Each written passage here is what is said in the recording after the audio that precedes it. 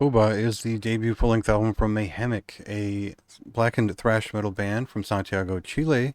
And this debut kind of pushes all the way into the best part of thrash metal for me. It's not so much the blackened side of it, but the classic late 80s, heavier, darker thrash side of things that is full of riffs, but also songwriting that tries. It tries to find a catchy point. It tries to find a chorus to wheel back to. It tries to find a way to connect with the listener that is in a way that is both entertaining, driven by skill, but also dark and aggressive. And really, for me, that's the sweet spot where extreme metal became extreme in the late 80s, from my point of view. Maybe it did a bit earlier for others, but that's when records really started becoming exciting for the vigor that people put behind them and the brutality in both the lyrics and the movements. And so the reason I'm saying this is because these guys might have formed back in 2018, but that they really sound like they're from the late 80s, and that's not a surprise considering who this is coming from. Because these guys, one of the main people is from Hellish and Critical Defiance, and he started the band Parkcrest years ago. If you're familiar with those groups, that's a pretty big deal in terms of the best of Chilean thrash metal and the darker side of it.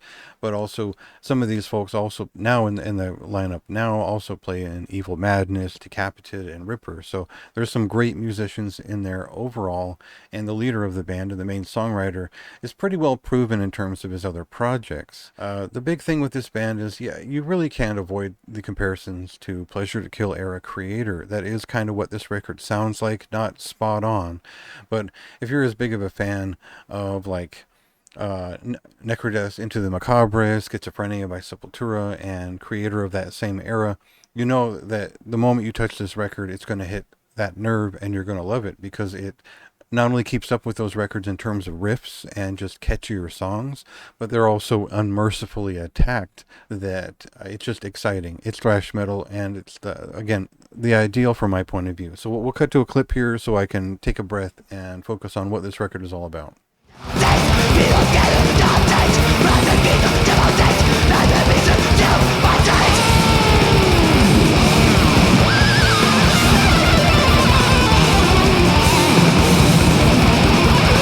So the subject of this record is pretty interesting. Lyrically, Toba is the name of an event, a cataclysmic eruptive event, I believe in Indonesia, where essentially almost all of the genetic diversity on Earth was killed off by a rain of ash that suffocated and demolished most of the world's civilization at the time, which was in the thousands, in the 20 of thousands or something like that back then.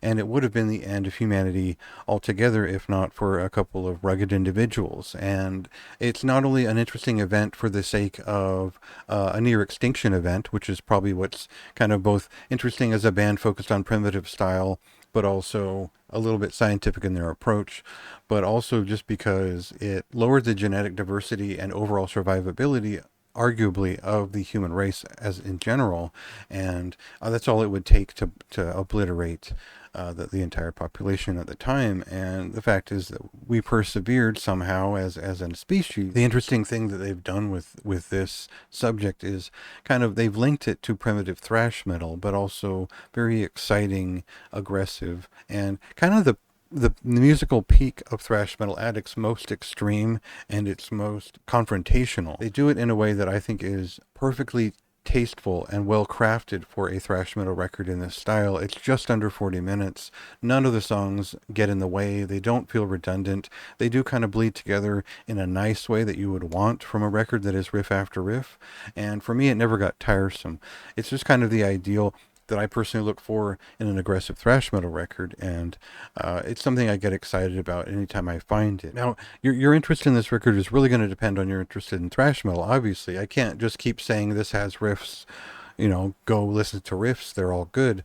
There are actually catchy melodic pieces on here that are not at all soft. They're all aggressive bruisers all the way through, but they never really reach a points of sensitivity or sentiment here. This is not that type of record. It's much more of a clinical aggression that is just volcanic in its the way that it comes through, if you will. So for me, it's one of the best records of the year. It's one of the highest scores I've given this year. It is not a perfect 10, but it's damn close for my own taste. And of course, that will vary for your own. I think the lyrics, I just don't have the lyrics, so I can't really say more than I've picked up with my ear is great or not. But I do think it's a solid showing overall. And I think the production values, the imagery, the everything down to the logo, to the guitar tone, and the way the bass is showcased on the record, just a little bit, is just about perfect. So for me, one of the highest ratings I'll give this year, and probably one in my top 10 at the very least. I can't see this drooping below the top 5, but I have a lot of records to consider. So for me, certainly the best of July, as you'll see in a bit, and one of my favorite records of the year. Just straight up. So check that out yourself and see if that's your thing. It released on July 26th. And go ahead and give my review a read. It's more extensive and probably more coherent than whatever I said in this video.